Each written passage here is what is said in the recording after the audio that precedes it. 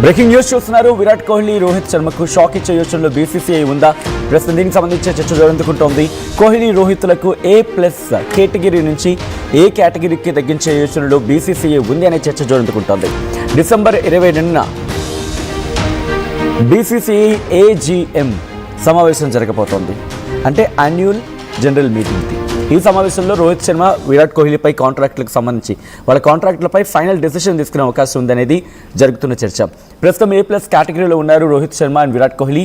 ఏ కేటగిరీకి డిమోట్ చేస్తే కోహ్లీ, రోహిత్ శర్మకు ఏకంగా 2 కోట్ల ఆదాయం తగ్గబోతోంది. 2 కోట్ల రూపాయల ఆదాయం తగ్గుతుంది. ప్రస్తుతం A+ కేటగిరీలో ఉన్నారు ప్లేయర్స్కు, వాళ్ళకి 7 కోట్ల రూపాయల వేతనం ఉంటుంది ఏడాదికి. ఇక ఏ కేటగిరీలో ఉన్న ప్లేయర్లకు ఏడాదికి 5 కోట్ల రూపాయలు, అంటే 2 కోట్ల వేతనం తగ్గి 5 కోట్లకు ఉంటారన్నమాట.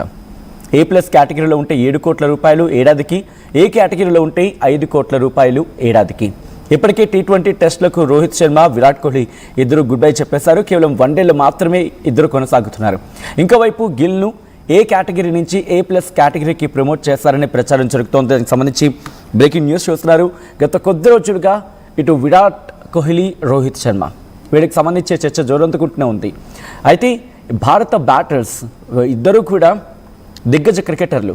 వీళ్ళిద్దరికి సంబంధించి నిర్ణయం తీసుకునే అవకాశం ఉంది యాన్యువల్ జనరల్ మీటింగ్లోని. అది కూడా బీసీసీఐ ఎపెక్స్ కౌన్సిల్ 22వ తారీఖున, ఈ నెల 22వ తారీఖున భేటీ కాబోతుంది. భేటీ అయిన తర్వాత క్లారిటీ వచ్చే అవకాశం ఉందని చెప్పి చర్చ. అయితే ఈ డిస్కషన్లోని విమెన్ ప్లేయర్లకు సంబంధించి డొమెస్టిక్ క్రికెట్ కూడా ఒక ఎజెండాగా ఉండబోతుంది అనేది జరుగుతున్న ప్రచారం. మరి ముఖ్యంగా కొన్ని అంతర్జాతీయ మీడియా, ఇంటర్నేషనల్ కాదు, నేషనల్ మీడియా కోట్ చేస్తున్న సందర్భం.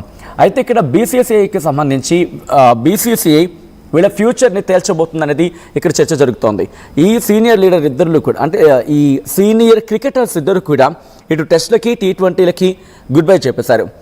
మరి ముఖ్యంగా 2024-25 ఈ సైకిల్కి సంబంధించి మాట్లాడుకుంటే, అంటే అక్టోబర్ 1, 2024 నుంచి సెప్టెంబర్ 30, 2025 ఈ A+ కేటగిరీలో ఉన్నారు.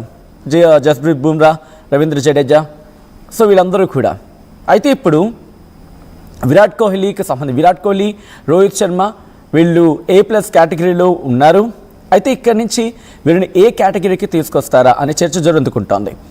అయితే వీళ్ళ పార్టిసిపేషన్ గురించి మాట్లాడుకుంటున్న క్రమం, ఒకవేళ A+ నుంచి ఏ గ్రేడ్కి తీసుకొచ్చారనుకుందాం, 2 కోట్ల రూపాయలు ఏడాదికి వీళ్ళు నష్టపోతారన్నమాట. అంటే ఒక ప్లేయర్ A+ కేటగిరీలో ఉంటే 7 కోట్ల రూపాయలు వస్తుంది ఏడాదికి. అలాగే ఏ కేటగిరీలో ఉంటే 5 కోట్ల రూపాయలు, B కేటగిరీలో ఉంటే 3 కోట్ల రూపాయలు ఏడాదికి. ఇక C కేటగిరీలో ఉంటే ఏడాదికి 1 కోటి రూపాయలు వాళ్ళు అందుకుంటారు. అది మీరు పారితోషికం అనుకుంటారా, జీతం అనుకుంటారా, whatever it may be. అయితే వాళ్ళ కాంట్రాక్ట్ ప్రకారం. ఇక శుభ్మన్ గిల్ని A+ కేటగిరీకి ప్రమోట్ చేసే అవకాశం ఉందని చెప్పి, ఎందుకంటే ఇప్పటికే వన్డే కెప్టెన్గా గిల్ తన పర్ఫార్మెన్స్ చూపించే ప్రయత్నం చేస్తున్నాడు. ఇక ఏ కేటగిరీ నుంచి A+ కేటగిరీకి తీసుకెళ్లే అవకాశం ఉంది. శుభ్మన్ గిల్ని కెప్టెన్గా కూడా ఉన్నాడు కాబట్టి ప్రమోట్ చేసే అవకాశం ఉందని కూడా చర్చ కూడా జరుగుతోంది.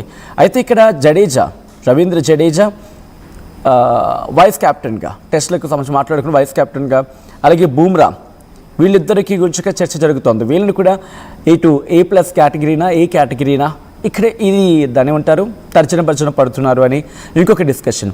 మరోవైపు కెప్టెన్ గిల్ను ఏ కేటగిరీకి, ఇప్పుడైతే ప్రజెంట్ ఏ కేటగిరీలో ఉన్నాడు, A+ కేటగిరీకి ప్రమోట్ చేసే అవకాశం ఉందని డిస్కషన్ కూడా జరుగుతోంది. అయితే ఈ మీటింగ్ అనేది మరికొన్ని పాయింట్స్తో ఇంక్లూడింగ్ డిస్కషన్ జరిగే అవకాశం ఉంది. అయితే రెమ్యూనరేషన్ స్ట్రక్చర్ని వాటిని కూడా చేంజ్ చేసే అవకాశం ఉంది. ఎంపైర్లకి, అలాగే మ్యాచ్ రెఫరీలతో పాటు బోర్డుకి సంబంధించి డిజిటల్ ప్లాట్ఫామ్స్లో ఉన్న వాళ్ళకు కూడా, బోర్డు సంబంధించి డిజిటల్ ప్లాట్ఫామ్లో ఉన్న వాళ్ళకు కూడా వాళ్ళ యాన్యువల్ రెమ్యూనరేషన్ వాటి విషయంలో రివిజన్కి వెళ్ళే అవకాశం ఉందని కూడా. అయితే ఈ first AGM apex council meeting అనేది అడ్మినిస్ట్రేటివ్ రీషఫల్కి గురించి కూడా మాట్లాడుకున్న సందర్భం. ఎందుకంటే అడ్మినిస్ట్రేటివ్ రీషఫల్ అయిన తర్వాత, రీసెంట్గా కొత్తగా వ్యక్తి ఎన్నికైన తర్వాత ప్రస్తుతం యాన్యువల్ జనరల్ మీటింగ్ జరుగుతోంది. సెప్టెంబర్, మనకు గుర్తుంటే కనుక సెప్టెంబర్లో మిథున్ మన్హాస్ ఆయన ప్రెసిడెంట్గా బాధ్యతలు తీసుకున్నారు. అలాగే రఘురామ్ భట్ ఆయన ఒక ట్రెజరర్గా, దేవ్జిత్ సైకియాతో పాటు ప్రభుతేజ్ సింగ్ భాటియా వీళ్ళందరూ కూడా సెక్రటరీలుగా, జాయింట్ సెక్రటరీలుగా ఇలా వాళ్ళ బాధ్యతలు తీసుకున్నారు. సో కొత్త బోర్డు ఏర్పడిన తర్వాత జరుగుతున్న మొదటి భేటీ. సో మొదటి భేటీలో కీలకమైన అంశాలు చర్చకు రాబోతున్నాయి. మరీ ముఖ్యంగా మహిళల డొమెస్టిక్ క్రికెట్కి సంబంధించి, అలాగే ఎంపైర్స్కి సంబంధించి, దాంతోపాటు మ్యాచ్ రిఫరీలు, ఇలా అనేక పాయింట్స్ డిస్కషన్కి వచ్చే అవకాశం ఉందని చెప్పి. అయితే ఈ రీసెంట్ ఎలక్షన్స్ గురించి మాట్లాడుకునే క్రమంలో Saurashtra cricket association president Jaydev Shah, apex councillor గురించి మాట్లాడుకున్న సందర్భం కూడా. సో ఈ విషయాలని పక్కన పెడితే రోహిత్ శర్మ, విరాట్ కోహ్లీ ఒకవేళ వీళ్ళని A+ కేటగిరీ నుంచి ఏ కేటగిరీకి తెచ్చారనుకుందాం. అంటే T20లకి రిటైర్మెంట్ ఇచ్చేసారు, దాంతోపాటు టెస్టులు కూడా రిటైర్మెంట్ ఇచ్చేసారు. కాబట్టి ఒకవేళ వాళ్ళని ఇటు A+ కేటగిరీ నుంచి ఏ కేటగిరీకి తీసుకొచ్చేస్తే నష్టమా? ఎందుకంటే వాళ్ళ మార్కెట్, బయట మార్కెట్టే వాళ్ళకి బీభత్సంగా ఉంది. గట్టిగా ఒక 2-3 యాడ్లు కొట్టారంటే కనుక వాళ్ళకి యాన్యువల్ పేమెంట్ అంతా దాంట్లో వచ్చేస్తుంది బహుశా, సబ్జెక్ట్ ద కరెక్షన్ హియర్.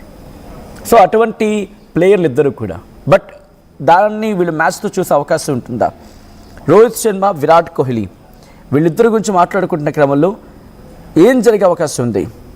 ఇది వెనకాల ఎవరే హస్తమైనా ఉందని అనుకోవాలా అనే అంశం గురించి మాట్లాడుకోవచ్చా అనే ప్రశ్న కూడా విమర్శించే ప్రయత్నం చేస్తున్నాను.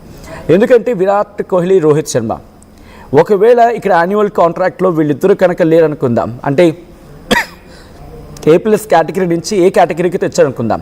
సో నెక్స్ట్ వన్డే క్రికెట్కి సంబంధించి కావచ్చు, లేకపోతే రాబోయే T20 క్రికెట్ ఆఫ్కోర్స్ T20 క్రికెట్కి రిటైర్మెంట్ ఇచ్చేస్తారు కాబట్టి వాళ్ళ ప్రస్తావన లేదు.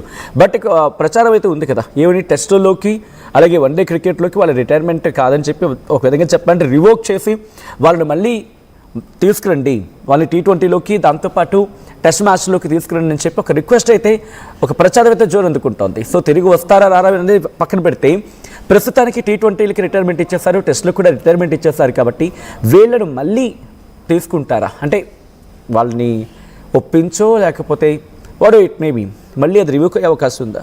లేదు అన్న పక్షంలో ఇక సరే వీళ్ళు T20లకి అలాగే టెస్ట్లకి రిటైర్మెంట్ ప్రకటించేస్తారు కాబట్టి A+ కేటగిరీ నుంచి ఏ కేటగిరీకి తీసుకొచ్చేస్తారా? ఒకవేళ అదే జరిగితే 2 కోట్ల రూపాయలు ఏడాదికి వీళ్ళిద్దరూ నష్టపోతారు. ఈచ్ వన్ ఏడాదికి 2 కోట్ల రూపాయలని నష్టపోవాల్సి ఉంటుంది. ఎందుకంటే కేటగిరీ తగ్గించే క్రమంలో ఏం జరగబోతుంది అనేది ఆసక్తికరంగా మారింది. మీరేమనుకుంటున్నారు అనేది ఒకసారి మీ అభిప్రాయాన్ని కామెంట్ రూపంలో తెలియజేసే ప్రయత్నించండి. ఇప్పటికీ కొన్ని రియాక్షన్స్ వస్తున్నాయి. గిల్ వరస్ట్ ప్లేయర్ అంటూ ఆల్రెడీ కొంతమంది కమెంట్ చేస్తున్నారు. సో ఓకే, గిల్ విషయం పక్కన పెడదాం, ఎందుకంటే మనం కోహ్లీ, రోహిత్ గురించి మాట్లాడుకుందాం. గిల్ బహుశా ఒక టైం ఇచ్చే ప్రయత్నం చేద్దాం, ఎందుకంటే క్యాప్టెన్గా సక్సెస్ అవుతారు. సచిన్ లాంటి వాళ్ళు కూడా క్యాప్టెన్గా కొన్ని సందర్భాల్లో ఫెయిల్ అయినప్పటికీ ప్లేయర్గా వాళ్ళ పర్ఫార్మెన్స్ చూపించారు. కాబట్టి సో కంపారిజన్ గురించి మాట్లాడుకుంటే అంత కాదు, అదందరికీ తెలిసిన సత్యమే. But let them have some time, కొంత టైం ఇద్దాం, అయిన తర్వాత దీని గురించి మాట్లాడుకునే ప్రయత్నం చేద్దాం అనేది ఇక్కడ వినిపించిన మాట. సో మీరేమనుకుంటున్నారని కమెంట్ చేసే ప్రయత్నం చేయండి. ఒకసారి ఆ బ్రేకింగ్ న్యూస్ చూద్దాం.